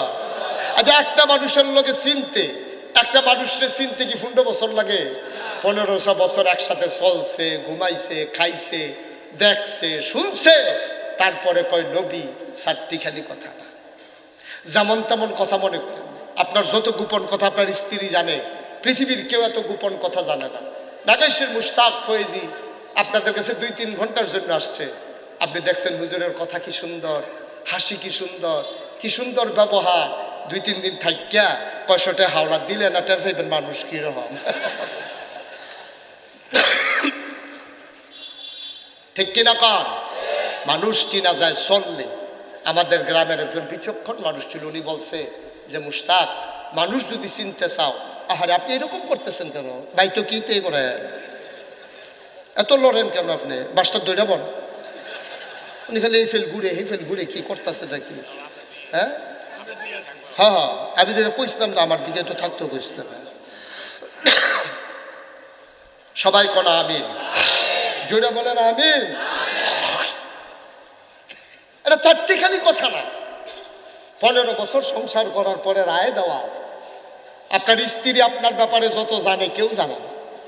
আপনি ঘুমাইলে আপনার লুঙ্গি কই যায় এটা উনি জানে, ঠিক কিনা কাও? আপনি কথা বলতে গেলে তরকারিতে একটু লবণ কম হইলে আপনি কি করেন এটা আপনার স্ত্রী জানে, কেউ জানে না। আপনি তো ফিস সাহেব, আপনি লাট সাহেব, আপনি ইমাম সাহেব, আপনি মন্ত্রী, আপনি এমপি, আপনার খাচ্ছত কত খারাপ দুনিয়ার কেউ জানে না, জানে আপনার স্ত্রী, ঠিক কিনা কাও? আল্লাহর নবী যখন বললেন তুমি কেমন করে বুঝলে আমি যে নবী, আপনার মাঝে 4টা জিনিস পেয়েছি। আমি খাদিজাই মক্কায় জন্ম, এই মক্কায় বড়, আমি সব মানুষ চিনি, সবার স্বভাব চরিত্র জানি। আপনার ভিতরে 4টা জিনিস দেখেছি, যে এই 4টা জিনিস আমি আর কারো মাঝে দেখি না। কই কি দেখছো আমার মাঝে? আপনি কখনো ওয়াদা খেলাফ করেন না, সুবহানাল্লাহ কয় না? আপনি কখনো আমানতের খেয়ানত করেন না। 1 নম্বরে আপনি ওয়াদা খেলাফ করেন না, আপনি আমানতের খেয়ানত করেন না, কোনোদিন আপনি অভাবী মানুষকে খালি হাতে ফিরাই দেন না, আপনি কোনোদিন আত্মীয়তার সম্পর্ক ছিন্ন করেন না। আমাদের দেশে এইরকম মানুষও আছে, বাপের লোকে ফুতের সম্পর্ক নাই, ঠিক কিনা কাও? ভাইয়ের লোকে ভাইয়ের সম্পর্ক নাই, এমন ওয়াল দিছে সুরেও এগুলোতে তো খবর আছে। ভাইয়ের সাথে ভাইয়ের সম্পর্ক নাই। যে এক এলাকায় যে বিয়া করাইতে গেছে এক লোক, ওই এলাকায় আগে তাদের আত্মীয় আছে, তো বিয়া করাইতে গেছে, মনে করছে পুরান আত্মীয়ত্বে খবর নেই তারা মানুষ কিরকম, ফলা বিয়া করামো, মাইয়ার সম্পর্কে একটু ধারণা নেওয়া দরকার আছে। তো পুরান আত্মীয়র ভাই দিয়া কয় ভাই আপনার এলাকার থেকে আমার ছেলের জন্য একটা বিয়া গেছিল। কয় কোন বাড়ি? আপনার উত্তর বাড়ি। কয় কার মাইয়া? ওই মুখের মাইয়া। কয় তারা মানুষ কিরকম? তো ফুরানাত্মীয় চুপ করে বইয়া রয়েছে। হুজুর কন্যা তারা মানুষ কিরকম ভাই, এরা কন্যা কই কি কইতা, তারাও আমরারে মানুষ কয় না, আমরাও তারারে মানুষ কই না।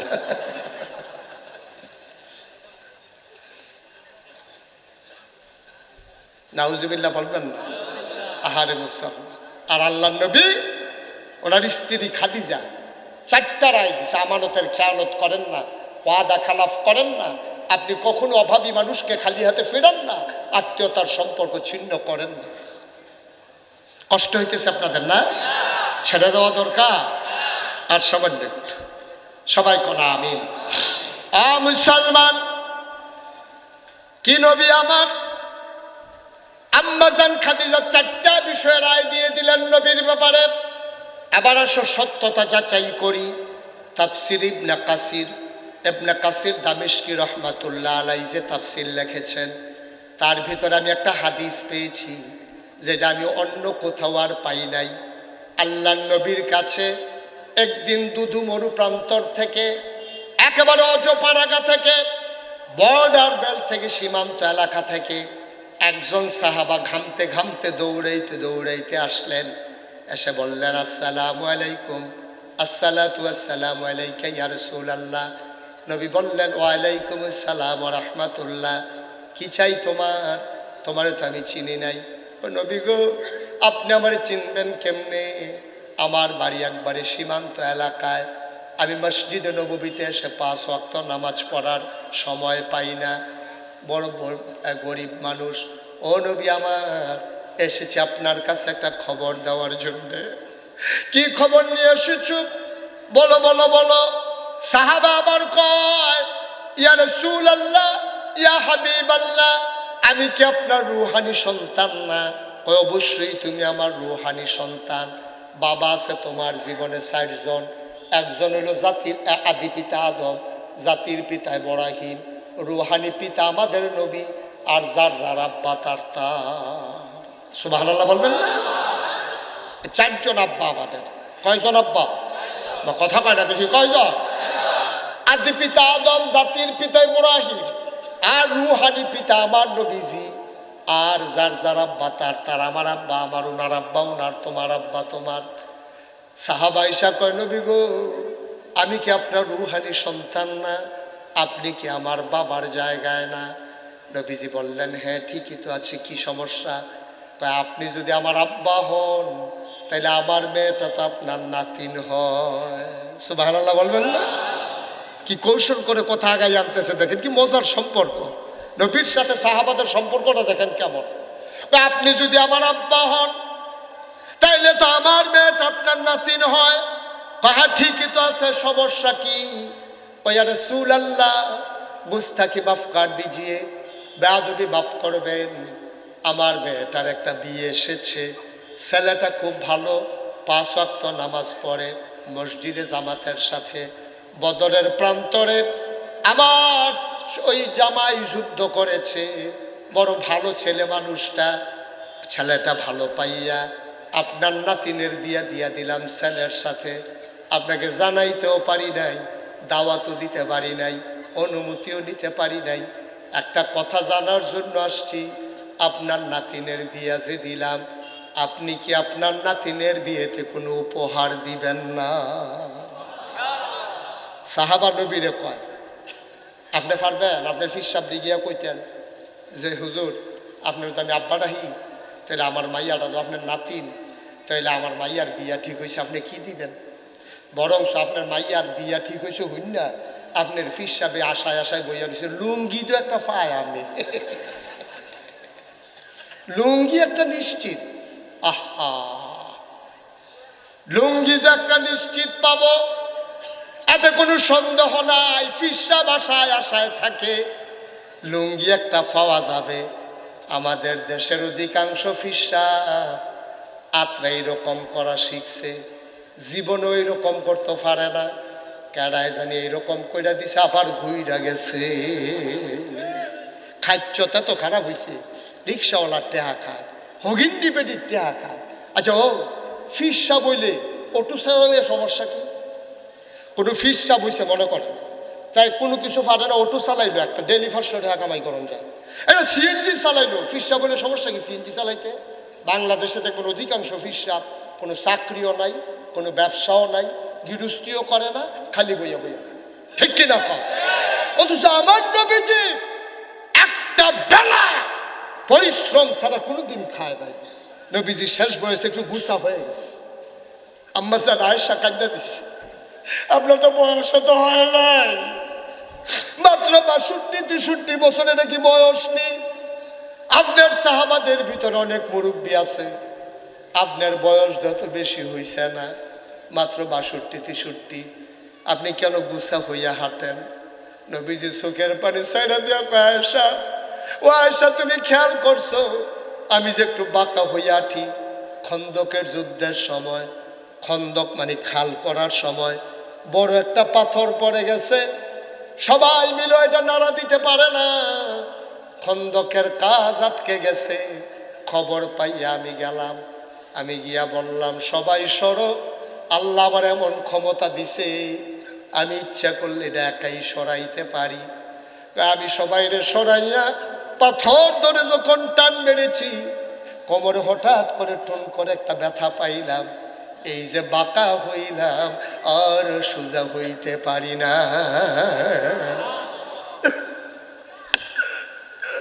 তোমার নবী কি নবী? ইহুদির বাড়িতে গিয়া সামান্য কয়টা খেজুরের বিনিময়ে বালতি দিয়া পানি উঠায়।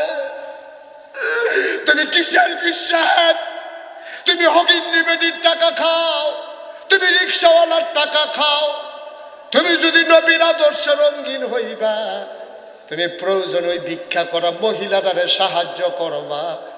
ওর থেকে টাকা নেওয়ার সময় তোমার লজ্জা থাকা দরকার, ঠিক কিনা? কথা তো আরেকটা মনে পড়ছে, এটা কি কইলে তা আজকে দিখানি কথা মনে পড়তে আছে। লক্ষণ ভালো না? ওয়াজ যে সব আমার উফরে পড়তে আছে এই খবর তো নাই। ওনার তো ফুর্তি ফুর্তি লাগতে আছে, পড়তে আছে হুজুরের উফরে, আমার একটাও পায় না। কারণ উনি তো আর ফিসাব না, আমি ফিসাব হইয়া, আর আমার উফরে সব ওয়াজ পড়তে আছে। ফোরো তো কইয়া নাই কি গা? ফিসাব গেছে এলাকাত বেড়াইতো গেছে। পরে ফিসাবে ওনারে ঘরে নেওয়া মিনিমাম 1000 টাকা দেওয়া লাগে। আপনার ঘরে নিবেন মুড়িদের ভাই, তো সামান্য একটু হাদিয়া দিবেন না? হুজুরকে একা শুধু শুধু একটা সম্মান আছে না? 1000 টাকার নিচে নেওয়া যায় না। এক রিক্সাওয়ালা সে গেছে, কয় আমিও তো হুজুরের মুড়িদ ভাই, আমি গরিব মানুষ, তোমরা ধনীরা সব হুজুরের ভাত নাও, আমার হুজুর কইয়া টইয়া নিয়ে তোমরা 500 টাকা জোগাড় করছি। 1000 টাকা দিয়ে হুজুরে নেওয়া একটা বেজ্জতি না হুজুরের? এটা কেমনে কইতাম? কত হইলে আমি কই তো তাই গিয়া কানতে আছে, হুজুর আমি তো আপনার কাছে মুড়ি দিয়েছি, আমার তো বেশি টেহাটুয়া নাই হাতিয়া দেওয়ার, অনেক কষ্ট করে 500 টাকা জমাইছি, আপনি হুজুর আমার ঘরে কিন্তু একটু যাইবেনই। তো হুজুরের মায়া লাগছে, থাক খারাপ কি, একবারে গরম হত্যা জানিস 500 টাকা খারাপ কি? তো উনি গেছে মুড়িদের ভাই গিয়া সেটা বইছে। পরে তো ওই রিক্সাওয়ালার বউ, সংসার তো চলে না, গরিব মানুষ, অটু বাড়ি গেছে, রিক্সা উঠে গাড়া হন। হ্যার বউয়ে বুদ্ধি করিয়া কইছে যে আপনি কিছু কিছু টাকা দিয়া মাঝে মাঝে সুতো আইনা দিয়েন, আমি আবার জাল বানাইতে পারি। জাল চিনেন না? কয় জাল বানাইতে পারি। তা একটা জালে মনে করেন 1500 টাকা যদি খরচ হয়, তো আমি তো অবসর সময় বানাবো 2500 টাকা বেচতাম পারলে। প্রতিটা জালে যদি 1000 টাকা করে থাকে, বাচ্চা কাচ্চার হাফ প্যান্ট কিনতে, এখানে কান্নাকাটি করে বিস্কুট কিছু ডজন বেতন দিতে সুবিধা হইব। এটা করলে কেমন হয়? তো রিক্সাওয়ালা তো ভালোই দেয়, তোমার তো রান্নার ফলে তো কোনো কাম নাই, তো জাল বানাও। তো মাসে মাসে একটা করে জাল বানায়, 1000 টাকা করে লাভ হয়। হুজুরে যখন গেছে এই করো গিয়া দেখে জাল বানাইতেছে, এরকম তীরের লোকে লাগাইয়া তো জাল বানানো লাগে, উপরে তীরের সাথে ঝুলা রয়েছে জাল। হুজুরের জালটা দেখতে খুব পছন্দ হয়েছে। হুজুরে দোয়া টোয়া করে সেটা আওয়ানোর সময় জালের দিকে নজর পড়ছে। হুজুরে চুপ করে জালের দিকে থাকাইয়া কয়, জালটা হুজুরের বাচ্চাই তো চায়। জালটা কইছে তো চায়, এটা তো উনি তো আধ্যাত্মিক মানুষ, তো উনি টের পাইছে জালটাই কইছে ওনার কাছে, জালটাই হুজুরের বাচ্চাই তো চাই, এই কথা কইছে। পরে এখন বেডি নাইয়া সিফা দিয়া পাইছে, হুজুরের বাদ যেহেতু জাল যাইতো স্যার টেহা ধরাইতো না। বেড়ি কয়ে না করছিলাম আনতো। আমরা করে আনন্দের দরকার নাই, জেদ্দুর রহমত বরকত অহন যে জাল লইয়া টান দিছে অহন কিতা করো, জাল যে হুজুরের বাচ্চে তো চা অহন কিতা করো, তো মুড়িদে তাড়াতাড়ি বাজাইরা বেগ বইয়া জালটা দিয়া দিছে। এবারে জাল লইয়া 500 টাকাও হাতিয়া পাইছে, গরিবের ঘরের জালটা লইয়া এবার আস্তে করে বাজ্যে গেতেছে।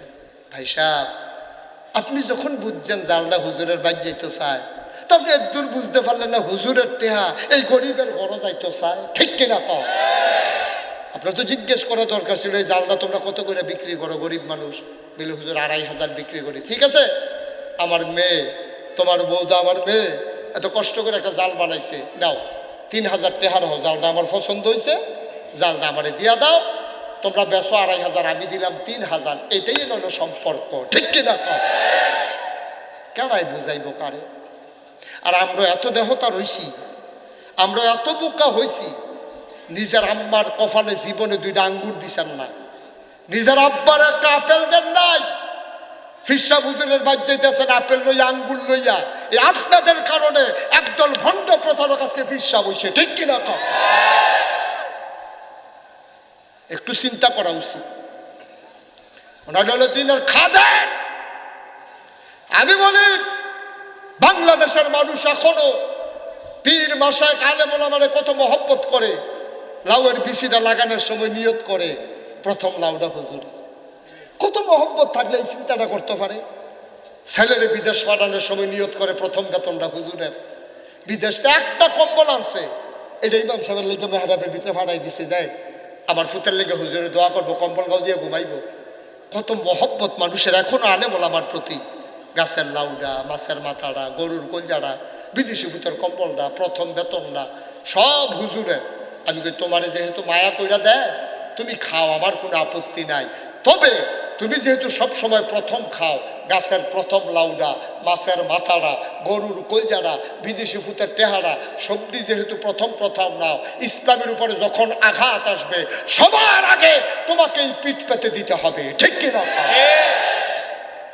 খাওয়ানোর সময় ফইলা না আর ফিটা ফিটে হয়ে গেলে রে হুজুরে মুড়িদ ফাড়া সবসেন কি আর আওয়াজ হ্যাঁ কি কারবার কি? তুমি খাইব প্রথম, ইসলামের উপরে আঘাত আসলে সবার আগে পিঠ পিতে দেবে তুমি প্রথম, ঠিক কিনা কও? তাইলে তুমি নবীর আদর্শ অনুসরণ করো। কষ্ট হইতেছে বোধ আপনাদের, ছেড়ে দেওয়া দরকার। আবার নবীজির কাছে সাহাবা, মনে আসেনি কথা, ইয়া রাসূলুল্লাহ মাইয়া তো ভালো জামাই ফাইয়া, মাইয়া তো বিয়া দিয়া, আপনি কিছু দিতেন না? কি মহব্বত, কি সম্পর্ক, বাফে ফুতের সম্পর্ক। ফুতে বাফে কি আলাপ করতে আছে, আমার মাইয়ার বিয়া দেন, আপনি কিছু দিতেন না? নবীজি লজ্জায় চেহারাটা লাল হয়ে গেছে, ফকেট হাত দেয়া দেয় কিচ্ছু নেই, একটা টাকাও না। এত লাজুক নবী, এত লজ্জাশীল নবী, সাহাবা চাইল আমি কিচ্ছু দিতে পারলাম না। নবীর মাথা আস্তে করে নিচু হয়ে গেছে, চোখের পানিটা তিনি লোকালেন, ডাক দেয়া কয় বাবা অবশ্যই দেব, দেব না কেন? আমার নাতিনের বিয়া আমি দেব না, কে দেবে?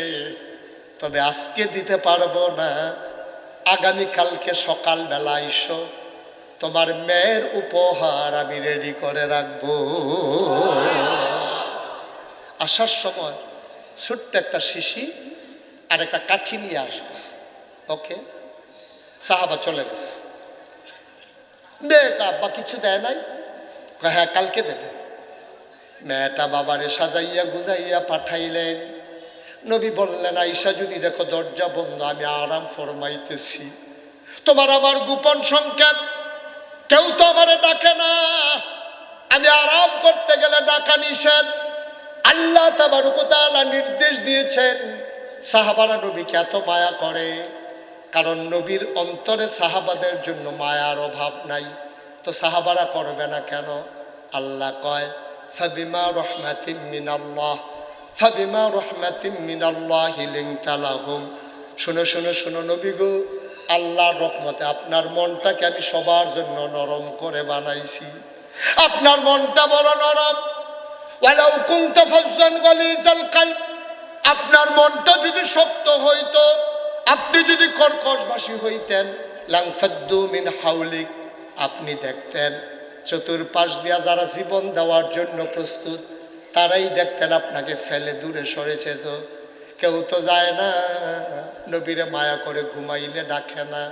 নবী আরাম ফরমাইছেন, সাহাবারে বলে দিলেন, যদি দেখো দরজা বন্ধ, আস্তে করে দরজার শিকল ধরে নাড়া দেবা, আমি বুঝবো তুমি এসে গেছো, আমি দরজা খুলে দেব।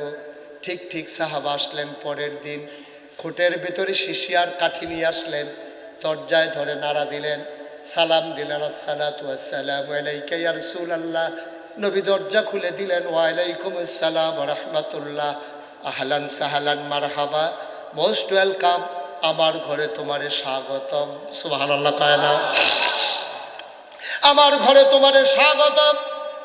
সাহাবা ভিতরে ঢুকলেন, নবীজি বললেন, শিশি আনছো নাকি? কয় হ্যাঁ ইয়া রাসূলুল্লাহ, শিশি এনেছি। কয় একটু সামনে বসো, আমি হাদিয়া রেডি করতেছি। উনি পাঞ্জাবির হাতটা এমন করে উঠাইলেন কোনই পর্যন্ত, আবার এই হাত উঠালেন, খুব খেয়াল করেন, আবার দুই হাতের ভিতরে এমন করে শক্ত করে কচলাইতে শুরু করলেন। কচলাইতে কচলাইতে হাতটা লাল হয়ে গেল, পশমের গোড়ায় গোড়ায় ঘাম জমে গেল। নবী আবার হাতটা বাঁকা করলেন। নবী বললেন, শিশি কই? ইয়া রাসূলুল্লাহ, এই তো শিশি। আমার কনুর কাছে ধরো। আবার পশমের গোড়ায় গোড়ায় জমা ঘাম বিন্দু বিন্দু ফোঁটা হয়ে কনুর কাছ দিয়া যখন জমে জমে পড়তেছে, আল্লাহর নবী বললেন, শিশিটা ধরো। আবার শিশি ধরলেন কনুর কাছে। নবীর পশমের গোড়ায় জমা ঘাম শিশির ভিতরে অর্ধেকটা শিশি হয়ে গেল। নবী বললেন, আবার এই হাতে ধরো। আবার এই হাতে ধরা হলো। নবীজি বললেন, শক্ত করে ধরো। ধরার পরে শিশিটা ভরে গেল। নবী মুখটা বন্ধ করে, গরিব নবী তোমার, একটা নাকের ফুল, দুইটা কানের দুল। আমি ইচ্ছে করলে তোমার মেয়ের বিয়েতে একটা নাকের ফুল, দুইটা কানের দুল, একটা গলার মালা, হাতের দুইটা বালা, আমি কোনো কিছুই দিতে পারবো না। গরিব নবী তোমার, দেওয়ার মতো কিচ্ছু নাই। আমি কি দেব তোমার মেয়ের বিয়েতে উপহার? আজকে আমার গায়ের জমানো ঘাম, এটা তোমার মেয়ের বিয়েতে আমি নবীর পক্ষ থেকে উপহার।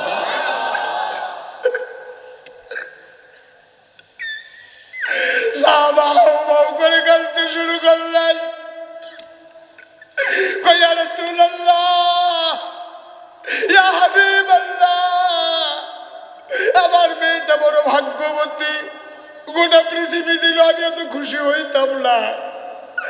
আপনি নিজের হাতে এক শিশি ঘাম দিয়েছেন, পসিনা মুবারক, এইটাই আমার মেয়ের জন্য বিরাট দামি উপহার। যাও যাও যাও। আমার নাতিন রে বুঝাইয়া বইল, পারলাম না বেশি কিছু দিতে। সাহাবা দিলেন দৌড়। মেয়েটা বাড়ির আঙ্গিনায় দাঁড়িয়ে আছেন, নবী উপহার দেবে, আমার বাবা কখন নিয়ে আসবে?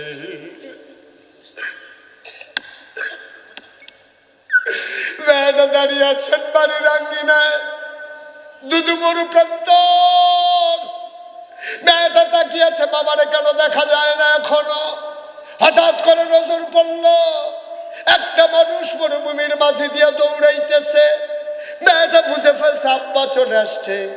মেয়েটাও দৌড় দিয়া সামনে এগিয়ে গেল। বাবার মেয়ের মিলন হয়ে গেল, সামনাসামনি দেখা হয়ে গেল। মেয়েটা ডাক দেখ, আব্বা হাত খালি কেন? আমার নবীকে আপনারে কিচ্ছু দেয়নি। হাত খালি কেন? আমার নবীকে কোনো উপহার দেয় নাই। এবার সাহাবা খুঁটের ভিতর থেকে শিশিটা বের করলেন। আব্বা, ও আব্বা, এটা কি বুঝলাম না। কয়, মেয়ে, তোর কপাল বড় ভালো, নবীজি তোর বিয়েতে নবীর গায়ের পসিনা মুবারক তোর জন্য উপহার দিয়েছেন। মেয়েটা খপ করে শিশিটা নিলেন, চোখে মুখে বুকে লাগালেন। মেয়েটা ডাক দেখো, আব্বা, ও আব্বা, আজকে মদিনায় আমার মতো ভাগ্যবতী কেউ নাই। মেয়েটা ছুঁ করে দিলেন দৌড়, ঘরের ভিতরে গিয়া এক ফোঁটা পসিনা মুবারক হাতে নিয়ে দুই হাতে ঘষে ঘষে মুখে লাগায়, বুকে লাগায়, চোখে লাগায়, সারা অঙ্গ প্রত্যঙ্গে লাগায়।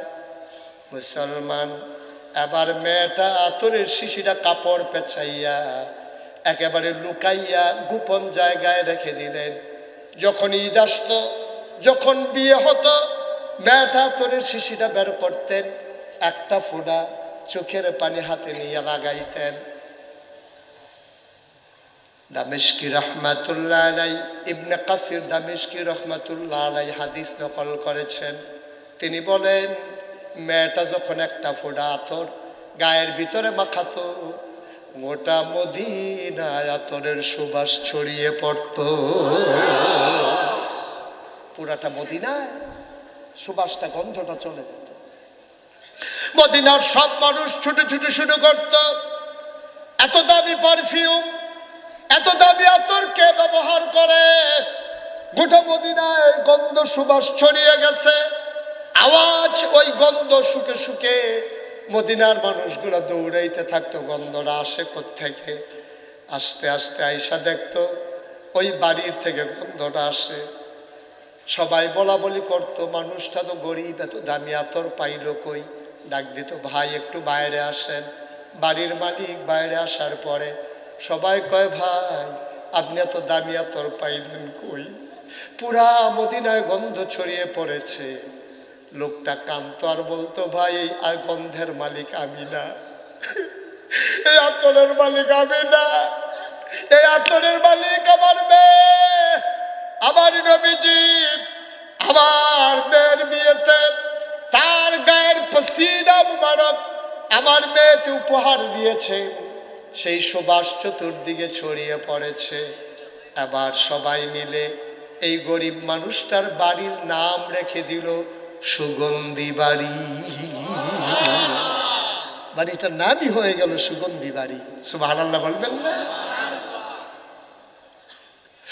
৩৩ বছর মুশতাক ফয়েজি বাংলাদেশে মাহফিল করে, বাংলাদেশের আনাচে কানাচে, দেশের বাইরে। ৩৩টা বছর মুশতাক ফয়েজি মাহফিল করি। মাহফিলে কদম দিলে মাহফিলটার ওজন বুঝি। আজকে তোমাদের মাহফিলে কদম দিয়ে মন সাক্ষী দিয়েছে, আজকে লক্ষ্মীপুর মাদ্রাসার মাহফিল আমার আল্লাহ কবুল করে নিয়েছে। মন সাক্ষী দিয়েছে তোমাদের মাহফিল কবুল। এই কবুল হওয়া মাহফিলটাতে একটা লুকো নড়ব না। কবুল হওয়া মাহফিলের দোয়া কবুল, ঠিক কিনা? আজকে এই কবুল হওয়া মাহফিলটাতে কেউ দোয়া না করে যাব না। ভাই আমি জানি না খারাপ বানাই, আমি জানি না কারাম বানাই, আমারও আব্বা নাই, আমার আব্বা নাই। আমার আব্বা যখন মানুষ, আমি মাহফিলে যাই, সবাই যখন কয় হুজুর আব্বা আম্মার জন্য দোয়া কইরেন, আমারও তো তখন বাবার কথা মনে পড়ে যায়। আমারও মনটায় কয়, আমি যদি একবার আব্বা বলে ডাক দিতে পারতাম। আব্বা নাই, আব্বা বলে ডাক দিতে পারি না। যখন খুব বেশি বাবার কথা মনে পড়ে যায়, মাহফিল শেষ করে আমি যখন নাগাইশে যাই, পিন পতন নিস্তব্ধতা, কেউ জাগনা নাই। আমি আস্তে করে টর্চ লাইট হাতে নিয়ে এই নির্জন রাতে, অন্ধকার রাতে আমি আস্তে আস্তে বাবার কবরের মাথার কাছে গিয়া বসি।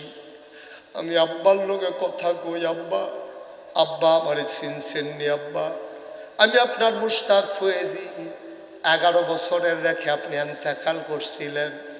আপনার মুশতাক ফয়েজি এখন অনেক বড় হয়েছে আব্বা, দেশের মানুষ চিনে, বিদেশের মানুষ চিনে, সবাই দোয়া নেওয়ার জন্য আসে, সালাম দিয়া রাস্তার দুই পাশে দাঁড়াইয়া যায়। আব্বা ও আব্বা, আমার জানতে মন চায় আপনি কবরে কেমন আছেন আব্বা? আপনার বিছানা কি মাটির বিছানা রয়ে গেছে, নাকি আল্লাহ আপনার বিছানা জান্নাত বানিয়েছেন? আমি আব্বার লগে কানে কানে কথা কই, আব্বা কবরে আপনি কি খান? জান্নাতি খাবার আপনি পান নাকি? আমি আব্বার লোকে কত কথা কই, আমার আব্বা আমার লোকে একটা কথারও জবাব দেয় না।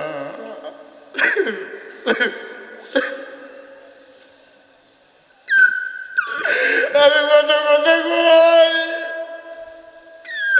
আমার আব্বা একটা কথার জবাব দেয় না। আমি কাঁদতে কাঁদতে বিছানায় যাই, ওই রাতে আমি আর ঘুমাইতে পারি না। আমি ঘুমাইতে চাই, বারবার বাবার কথা মনে পড়ে। এমন আব্বা যারা কবরে শোয়াইছো, এমন আম্মা যারা কবরে শোয়াইছো, এই মাহফিলটার ভিতরে একটা লোক চাই, দয়া করে একটা লোক উঠবেন না, যাবেন না, আব্বা আম্মার জন্য দোয়া করব সবাই মিলে। ওই যে লোকটা উঠছেন, আপনি একটা সাদা কাগজে একটা লাইন লেখেন। আপনি যেমন আব্বা ফালাইয়া চলে যাইতেছেন, আপনি যেই দিন কবরে যাবেন, আপনার ছেলে দোয়া তো দূরের কথা, মাহফিলের কাছেও আসবে না, ঠিক কিনা? আপনি যদি আপনার আব্বার জন্য দোয়া করতে না পারেন, আপনার জন্য আপনার ছেলে দোয়া করবে, এটা আশা করেন কেমনে? কেমনে আশা করেন আপনি? কোন আশায় উঠতে চান? এখনো তো বাবার রেখে যাওয়া জমিন চাষ করে খান, বাবার উঠানো ঘরের ভিতরে ঘুমান, বাড়িতে যে যাবেন বাবার উঠানো ঘরেই তো ঘুমাবেন। এই বাবার জন্য দোয়া করতে মন চায় না, মাহফিল থেকে উঠে যান। বড় কলিজার বিষয়, দুঃসাহসের বিষয়। আপনার বাবা আপনার কাছে অনেক, আমার বাবা আমার কাছে অনেক। আপনার বাবার জন্য আপনি দোয়া করবেন, আমার বাবার জন্য আমি দোয়া করব। কেমনে যান? কিয়ামতের ময়দানে যদি আপনার আব্বা আপনারে জিগায়, ও সন্তান আমার, নাগাইশের হুজুরে কইছিল আব্বার লাগে একটু দোয়া কইরা যাইও, তুই যে চইলা গেলি তোর মনে নাই? তোর ঈদের আগে তোরে আমি লুঙ্গি কিনা দিছি, টাকার অভাবে আমি লুঙ্গি কিনতে পারি নাই। আমি গরিব মানুষ ছিলাম, তুই নতুন মানুষ, ছোট্ট মানুষ, তোর ঈদের জন্য আমি তোর শার্ট কিনা দিছি, তোর মনে নাই? আমি চাঁদপুর বাজার থেকে 10 পয়সা দিয়ে একটা কাগজের টুপি কিনে দিছিলাম, তুই ভুলে গেছস। আজকে আমার কবরে শুয়াইয়া তুই মাহফিল থেকে চলে যাস, আমার জন্য একটু দোয়া করতে মনে কয় না? এই জন্য তোরে আমি জন্ম দিছিলাম। তোমার মা যদি জিগায়, পুত্রে 10 মাস 10 দিন তোরে পেটে ধরছিলাম, তোর মাথাটা ছিল উপরে, পা গুলা ছিল নিচে, তুই যখন দুনিয়াতে আসবি মাথাটা নিচে নামছে, পা গুলো উপরে উঠছে। পা গুলো উপরে যাওয়ার সময় তোর ছোট্ট 2টা পা দিয়া আবার কলিজার ভিতরে একটা লাথি মারছিলি। আমি লাথির আঘাতে চিৎকার করে বেহুশ হয়ে গেছিলাম। ভুলে গেছস মা? মা ভুলে গেছো? উঠে যেতে মন চায়, একটা লোক লাফ দিয়া দাঁড়াইবা, হুজুর দোয়া করে দেন, আব্বা যদি বেঁচে থাকতো, আম্মা যদি বেঁচে থাকতো, অপারেশনের দরকার লাগলে 5 লক্ষ টাকা খরচ করে অপারেশন করাইতাম। আব্বার জন্য নতুন পাঞ্জাবি লুঙ্গি কিনে দিতাম, আম্মার জন্য দামি কাপড় কিনে দিতাম। আব্বা নাই, আম্মা নাই, দোয়া করে দেন আব্বা আম্মার কবর যেন জান্নাতের টুকরা হয়ে যায়। এই আশায় ইয়াতিমখানা মাদ্রাসায় হুজুর আমি দিয়ে দেব 20,000 টাকা। একটা লোক লাভ দিয়া দাঁড়াবেন, হুজুর দোয়া করেন আব্বার নামে আম্মার নামে, আব্বা আম্মার কবর যেন জান্নাত হয়। ইয়াতিমখানা মাদ্রাসায় এতিম বাচ্চাদের উসিলায় আমার আব্বা আম্মার কবর যেন জান্নাত হয়। হুজুর আমি দিয়ে দেব 20,000 টাকা। নাই, এই প্যান্ডেলটার ভিতরে 20,000 টাকা দেওয়ার মতো একটা লোক নাই? এই যে ভাই, এতবার বলার পরে আপনি উঠতে পারলেন? আপনি কি কোনো মায়ের পেট থেকে আসেন নাই? আস্তাগফিরুল্লাহ, লা হাওলা ওয়ালা কুওয়াতা ইল্লা বিল্লাহ। কি হবে ভাই? কি করবেন মাহফিল দিয়া? কি লাভ হবে? প্রস্রাব ধরলেও তো 2-2.5 ঘন্টা থাকা যায়। আপনি উঠতেই হবে, মায়ের জন্য দোয়া করবেন, আব্বার জন্য দোয়া করবেন। কলিজা কত শক্ত হয়েছে চিন্তা করেন, কলিজা কত শক্ত। এত কথার পরও মাহফিল থেকে হাঁটতে ইচ্ছে করে। হিসাব মিলানোর বিষয়, আমরা মানুষের কাতারে আছি কিনা চিন্তার বিষয়। এমনি আব্বা আম্মা ভুলে গেলাম আমরা। ভাই নাইলে 10 মিনিট আপনি বসবেন, সবাই মিলে দোয়া করে যাবো। সমস্যাটা কি? কি করবেন বাড়িতে গিয়া? একটা লোক উঠবেন না, পারলে দেবেন না, পারলে না, জুড়াজুড়ি নাই। আপনি উঠবেন কেন? দোয়া তো করতে সমস্যা নাই। আপনি টাকা নাই, টাকা দিতে পারবেন না, এটাও ভিন্ন কথা। দোয়া করতে সমস্যা কি? আমার মসজিদটা ছিল টিনের ঘর। আমি আমার দরবারে যারা ইঞ্জিনিয়ার 10 জনকে নিয়ে একটা টিম করে দিলাম, যে সুন্দর সুনিপুণ মুসলিম বিশ্বের অনন্য নিদর্শন, অনন্য বৈশিষ্ট্য মণ্ডিত, স্থাপত্য শৈলী মণ্ডিত একটা সুন্দর করে একটা মসজিদের ডিজাইন করে 10 জন মিলে কয়েক মাস লাগাইয়া ডিজাইন করে আমার দরবারে নিয়ে আসছে। কয় হুজুর নেন। আমি এটা কি? কয় হুজুর ওই মসজিদের ডিজাইন করছি। সাইয়া দেখি বিরাট বড় মসজিদ। আমি এটা কত বড়? কয় হুজুর কত বড় কম যেত না, এক লোকে নামাজ পড়তে পারবে 6000 লোক। কয় হাজার? আমি বললাম এটা করতে কিরম টেহা খরচ হইব? 15 কোটি টাকা। এমনভাবে কইছে মনে হয় যেন 1500। আমি কই কত কইলা? কয় 15 কোটি। আমি গরিব মানুষ, আমি মসজিদ করতাম, কয় কি অন্যায় হয়েছে নাকি আমার? তোরা বেড়া এত বড় মসজিদ কেন অন্তিক ইসলাম? আমি কত সাহস করে নাই মেলা। আমি এই সাহসটাই তো নাই যেটা লইয়া নামা, একটা নিয়ত করে।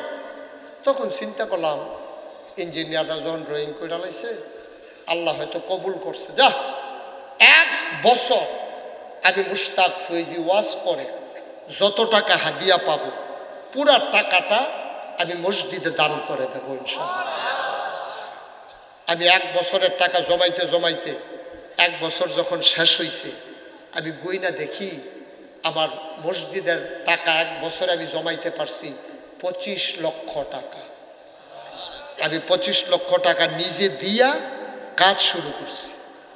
আমার মসজিদে একতলার ছাদ হয়েছে 1 জুন। ছাদের দিন আমার ইঞ্জিনিয়ারে কই হুজুর একটা কথা শুনলেন, কাছে কান এক সাইডে নিয়ে কই হুজুর ওই যে কইতাম 15 কোটি ওই তো না। আমি কই কত? কই 30 কোটি লাগবে। আমি একটা ফিটা দে 2টা। আমি চিন্তা করলাম, যা শুরু করে দিছি যখন আর থামবো না। আল্লাহর খাস মেহেরবানি, আজকে আমি আসছি দরবার থেকে। আসার সময় আমি দেখলাম 4 কোটি 12 লক্ষ টাকা আজকে পর্যন্ত খরচ করেছি, 1 টাকাও ঋণ নাই। প্রায় 15 কোটি টাকা, 4 কোটি 12 লক্ষ খরচ করছি। 15 লক্ষ টাকার মতো আমার হাতে আছে, এবং একতলার ছাদ পর্যন্ত যাওয়ার জন্য যে মাল সামানা দরকার সব আছে ইনশাআল্লাহ। আলহামদুলিল্লাহ বলবেন না?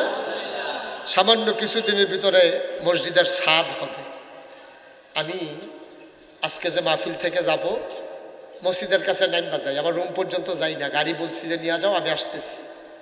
নাইমা আমি ঘুরা ঘুরা দেখি কেউ জাগনা নাই, আমি একা আর আমার মাওলা। আমি আকাশের দিকে তাকায় তাকায় মাঝে মাঝে কান দিই, আল্লাহ আমি যে মসজিদটা শুরু করলাম, আমি যদি মরে যাই কাজ শেষ হওয়ার আগে, আমার যত মানুষ চিনে, আমার ছেলের তো এত মানুষ চিনে না, তো এই কাজ কে করবে? আমি কান দিয়ে আকাশের দিকে তাকাইয়া তাকাইয়া, তোমার বন্ধু নবী বলেছেন, মাম বানা লিল্লাহি মসজিদান বানাল্লাহু লাহু বাইতান ফিল জান্নাহ।